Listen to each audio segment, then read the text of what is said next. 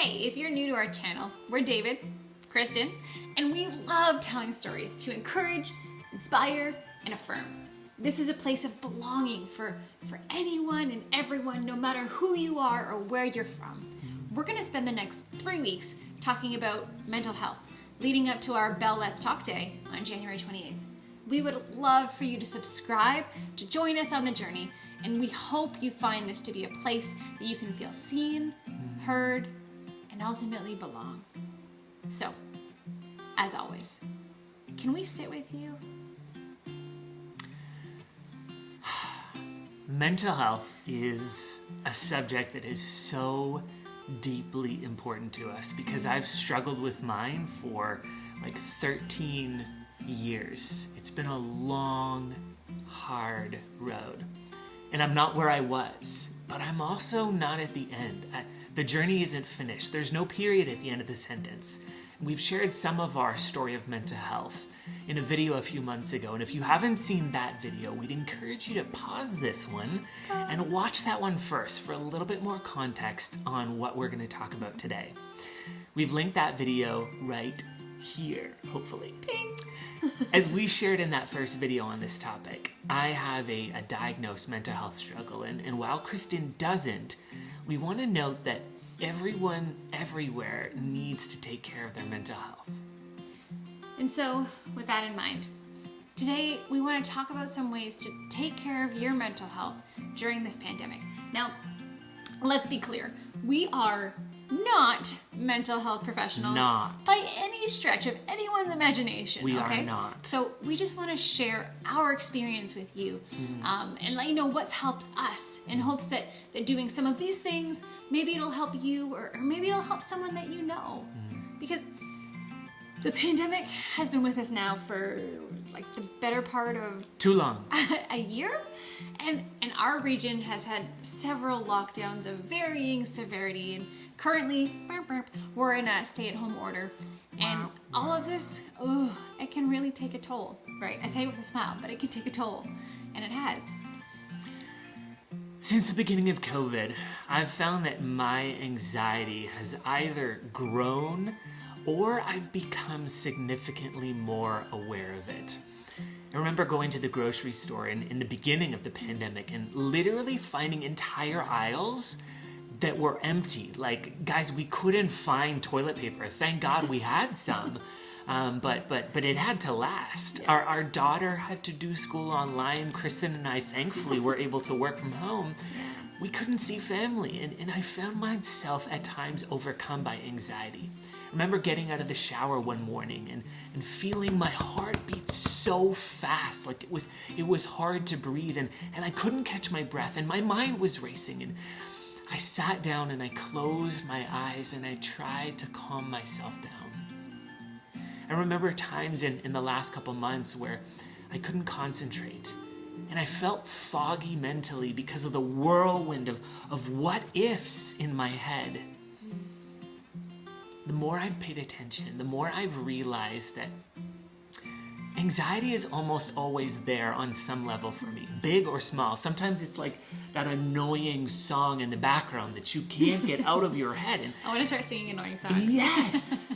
But other times it's like a bully that is screaming in your face so loud that you can't hear anything else. Unknowingly for a while, I would try and drown out the anxiety with movies and music and audiobooks and podcasts and good things. Like if I had a stream of all this good stuff coming in that I was learning, that it would drown out the anxiety. But that ended up having the opposite effect because it was like throwing gas on a fire. I wasn't giving my mind time to breathe, time to rest. I wasn't giving it what it needed, which was silence, solitude, quiet, peace. So I began unplugging, turning things off, and it felt really unnatural at first. And to be honest, it still kind of does. But when I do, and I lean into the silence, I can feel my breathing slow, and I can process things better, and the anxiety loses its hold on me, and it's not debilitating anymore. In addition to this, one crucial, essential part of me taking care of my mental health is taking my medication and taking it on time. And I've struggled with that for so many years, feeling the weight of the stigma, not wanting to take my pill. But I do, and there's no shame in doing so. There's no weakness. I've realized that in taking medication that has been prescribed when you need it. I've learned that taking your meds is strength, it's courage, it's wisdom, it's necessary. This pandemic has definitely impacted all of our mental health, my mental health included, and it's shifted how we function in this world and how we interact, and cards on the table. I'm a control freak. So if you've known me for longer than say 10 minutes, you may have caught on to that truth. So for the first few weeks being completely and utterly not in control of what I could or what I couldn't do, it sucked. It felt like someone whipped the rug out from underneath me and then they booked as fast as they could so that I couldn't actually catch up. Seriously. It was challenging. Slowly, I began to get my bearings. I settled into a routine, and again, if you've known me for longer than 10 minutes, not only am I a control freak, cards on the table, I love routine. I thrive in routine. So what did I do? I continued to set my alarm for 5 a.m., even on the days that I was off. I had to get up early. I had to run. I had to move my body. I had to have time by myself. I need time by myself to refresh, to read, to mentally prepare myself so that I could show up the best I could that day, to be the best person, the best wife, the best mom, the best youth worker. And one of the things that I adapted within those first few weeks that I will now do for the rest of my life, long after we're through this season, I started a gratitude journal. Prop, okay? Every morning within my routine, I pause and I think about the past 24 hours and I ask myself, what am I thankful for within those past 24 hours? And I make a list of at least 5 unique things. Sometimes it's more and sometimes it's 5. And some mornings, I will admit, it might be a bit of a challenge to think of 5 things if the 24 hours was difficult, but I sit there and I think about the different elements of the past 24 hours. And it's been so cool. August 25th, I'll open up and read you this. And they're really simple things like Sam holding my hand as we go on a walk, or Emma laughing so hard at one of the scenes from a movie, or a husband who's really good with words. I begin to be overwhelmed with a sense of gratitude and joy and ultimately peace. And sometimes it's just an opportunity to remind myself that I have so much to be grateful for. So I write out a list. And as I do, I say a simple prayer of thanksgiving for each one of those items and the role that they played in my day.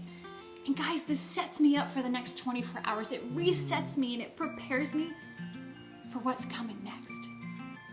Other things that have been really important in taking care of our mental health are sleep. Sleep. I love sleep. I've always loved sleep, okay? So we do the best we can to try and get 8 hours, if we can more, a night. Nutritious food that gives our bodies vitamins and minerals and things that it needs to function and function well. And also, let's not kid ourselves. We do love treats. Oh my Friday gosh. night, pizza night. Kelly's Bake Shop, Okay. not sponsored, but we could be.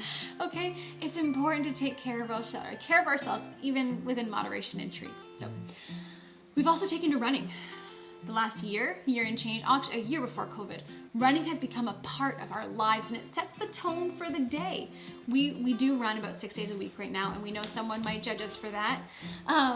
But yeah, there's my running shoes. It helps us though. It gets the heart rate up. It releases endorphins. It helps elevate our mood. And running, it releases stress. It can help calm us down if we're feeling anxious. Oh my gosh, yes.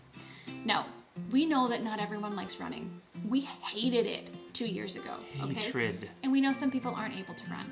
But here's the thing. Everyone is capable of moving their body in some way.